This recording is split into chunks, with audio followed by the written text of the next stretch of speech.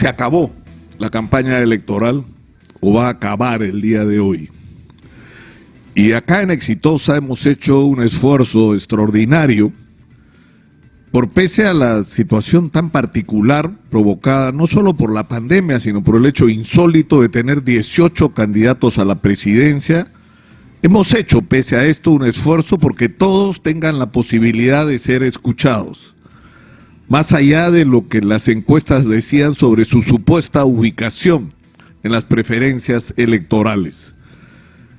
Y este esfuerzo ha tenido por objeto el transmitirle a los ciudadanos el mensaje de que el poder está en sus manos, de que la decisión sobre quién debe ser el presidente o presidenta del Perú electo o de quienes pasarán a la segunda vuelta, tiene que ser una decisión informada y soberana de los ciudadanos. Tenemos que acabar con la manipulación de medios de comunicación irresponsables que han sido beneficiarios y cómplices de un sistema absolutamente perverso que ha funcionado en todos estos años, y el que nos prometieron que tras la caída de Fujimori se iba a acabar la corrupción y la manipulación, y cuando lo que hemos tenido a cambio es más de lo mismo, pero en otras manos.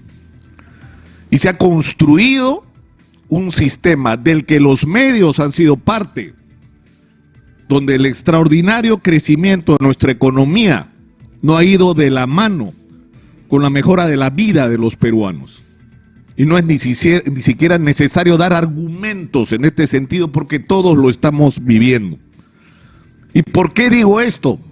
Porque no ha sido agenda para los medios de comunicación en el Perú la vida y los problemas de los peruanos, porque todo estaba muy bien, como dice la publicidad. Todo no estaba muy bien.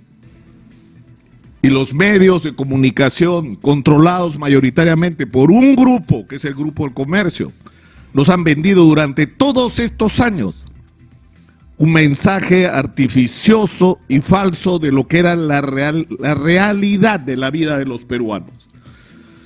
Y estamos enfrentados hoy a una elección como estuvimos enfrentados hace 5 años, y yo creo que es importante recordarlo, porque creo que no tengo que dar argumentos para demostrar que no tengo ninguna simpatía por la señora Keiko Fujimori, pero hace 5 años esos medios dijeron que la señora era narcotraficante para impedir que ganara una elección.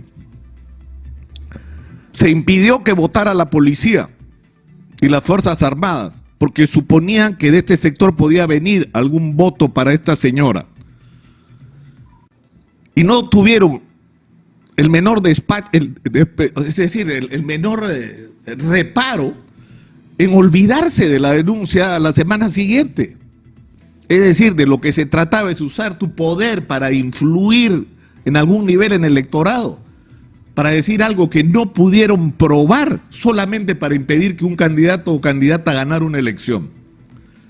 Hoy estamos enfrentados, guardando las distancias, a algo parecido, con los mensajes con respecto a los candidatos que vienen de la izquierda. Verónica Mendoza, le dicen que es prácticamente la versión femenina de Nicolás Maduro, hablando de la dictadura de Maduro. Sorprendentemente, aquellos que admiran el boom económico chino y se olvidan que es el Partido Comunista Chino el que dirige ese país, que es un solo partido donde no se permite oposición. Y si fastidia mucho, puedes terminar en el paredón, pero en fin, es un problema de ellos. Y por el otro lado, se dice, como ha dicho ayer Carlos Masombrío en Perú 21, que es parte del Grupo del Comercio, que el profesor Pedro Castillo es prácticamente un cómplice del terrorismo. Y eso no solamente es ignorancia, porque no es ignorante, pues, Carlos Masombrío. No es ignorante, es un mentiroso. Porque no es, pues, un terrorista. O sea, el último antecedente político del profesor Pedro Castillo es que estuvo en el partido de Alejandro Toledo, cuando mucha gente que venía del pueblo creyó en él. Y no estoy diciendo esto para que la gente vote por el profesor Pedro Castillo, sino porque no hay derecho a que se utilice los medios de comunicación de una manera miserable para pretender manipular al electorado, para tratar a la gente como si fueran borregos, como si fueran estúpidos a los que se puede engañar dando información falsa sistemáticamente a ver si algo queda. Yo creo que ya es hora de que esto se acabe. Y lamentablemente no ha sido un tema de debate en esta campaña electoral, algo que debería serlo, que es el papel de los medios de comunicación y los espacios en los medios de comunicación y la democracia en los medios de comunicación. Porque los medios de comunicación, cuando hubo una huelga de maestros hace unos años atrás, donde se hizo popular el profesor Pedro Castillo, los acusaron de terroristas, cuando no lo eran. Eran maestros que estaban levantando la mano, recordándonos lo mal que estaban las cosas en la educación peruana, no solo por la crisis salarial de los maestros, sino por el abandono absolutamente irresponsable de la educación pública en el Perú, que nos ha puesto como estamos. Terroristas le dijeron a los maestros, como les dijeron terroristas a los agricultores del Tambo, y le han dicho terrorista a cada uno que ha salido a reclamar que las cosas sean distintas, que se respeten los derechos de la gente, que se cumplan los compromisos adquiridos con la gente, que construyamos un país donde la explotación de nuestros recursos beneficia a todos y no solamente a una pequeña minoría. Lamento que el tema del papel de los medios no haya sido un punto de agenda en esta campaña electoral, pero quiero terminar el día de hoy diciendo, una vez más, hemos sido un espacio abierto para todos. Esta semana invitamos por enésima vez a la señora Keiko Fujimori y ella decidió no venir a Exitosa. Parece que se siente más cómoda yendo a esos medios de comunicación que hace 5 años le dijeron narcotraficante. Por alguna razón se siente más cómoda ahí. Y no ha venido esta semana Johnny Lescano porque él ha decidido no venir. Porque lo invitamos reiteradas veces. Y sus razones tendrá. Pero creo que vamos a cerrar el día de hoy esta campaña electoral como medio de comunicación con la satisfacción de haber cumplido nuestro deber frente a los ciudadanos. Ustedes tienen que decidir, no nosotros, los periodistas, los dueños de los medios de comunicación, los reporteros. Cada uno de nosotros puede tener sus puntos de vista, sus convicciones y hasta sus pasiones, pero eso no nos da el derecho a usar el papel que tenemos para influir sobre el electorado de una manera perversa y menos aún para influir mintiéndole al electorado sobre las cualidades o virtudes de alguno de los candidatos. Pero yo creo que la gente ya aprendió la lección, y vamos a ver qué pasa el domingo. Ahí nos vemos. Soy Nicolás Lucar, esto es Hablemos Claro, estamos en Exitosa Perú, la voz de los que no tienen voz, 95.5 de la FM en Lima.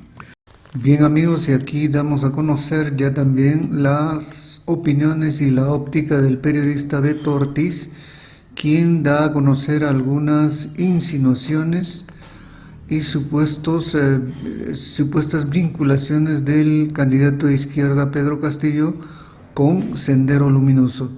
Véalo y juzgue usted. 2 millones de peruanos del Perú profundo lo eligieron, convirtiéndolo en el político más poderoso del sur del país, asegurándole así su pase en la segunda vuelta presidencial en medio de un país fragmentado, en plena pandemia y crisis sanitaria. José Pedro Castillo Terrones fue el candidato más votado. Esta noche en Veto a saber quién es el maestro Castillo, el cuestionado dirigente del CONARE Movadef, sus vínculos con Sendero Luminoso y sus flamantes congresistas electos que se declaran chavistas maoístas, marxistas y defensores del movimiento revolucionario Túpac Amaru. El profesor de primaria Pedro Castillo es el aspirante a presidente de la República. Vamos a desactivar en el acto el Tribunal Constitucional, y el tribunal siguiente tiene que convertirse en el verdadero tribuno del pueblo. Representa los intereses pues del Movadef. Movadef, en otras palabras, es el propio Sendero Luminoso, ¿no? Renovado, que en democracia ellos ya no están luchando con las armas, sino con su arma que mejor en el transcurso de los años han manejado, ideológico, político. Prácticamente funcionaría como una dictadura. Y si es como una dictadura, estaríamos funcionando igual que Venezuela, igual que Cuba. Eso de que ahuyente la economía es un peligro. Lo otro, esto del Tribunal Constitucional. El Tribunal Constitucional es una garantía en realidad en el país. Pero él dice hay que llevar a elecciones. Significa que hay que politizar el Tribunal Constitucional. También en esta parte vamos a observar que el periodista recurre a un dirigente del SUTEP del Cusco para indicar que la huelga magisterial del 2017 fue responsabilidad únicamente del candidato Pedro Castillo y que no consiguió absolutamente nada. De igual manera, aquí los docentes o quienes tengan relación con los docentes sabrán juzgar si esto es cierto o no. Pero, ¿de qué vive Pedro Castillo y quién financió su campaña presidencial? En su declaración jurada, el candidato trabaja como profesor de primaria del colegio Puñanchota en la región Cajamarca. El dirigente cusqueño, Ernesto Mesa, sostiene que en la famosa huelga de maestros, Castillo y sus dirigentes lo amenazaron. Dice que Castillo no logró absolutamente nada a favor de los maestros.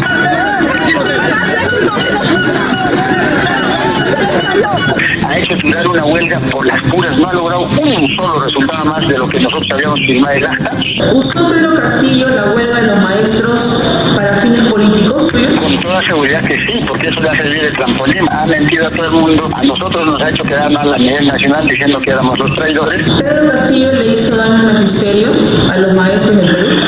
Con toda seguridad. Él se ha pasado de licencia tras licencia. ¿De qué ha vivido todo este tiempo? Ahora el magisterio, por culpa de él, está dividido, fraccionado. Finalmente lo invitamos a analizar ambas presentaciones y ambas opiniones de estos dos renombrados periodistas y juzgue usted y elija su opción. ¿Qué piensas? ¿Cuál de los periodistas tiene razón?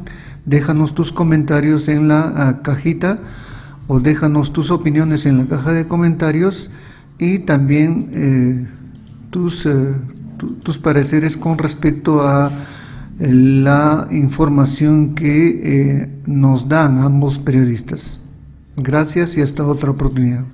A 55 días de la segunda vuelta, aún queda mucho pan por rebanar, pero lo cierto es que por ahora, Perú Libre será la primera fuerza política del Parlamento, con más de 30 congresistas electos. Así es el flamante equipo del candidato Pedro Castillo, el radical vinculado al Movadef y la actual esperanza de las comunidades más alejadas y olvidadas del Perú.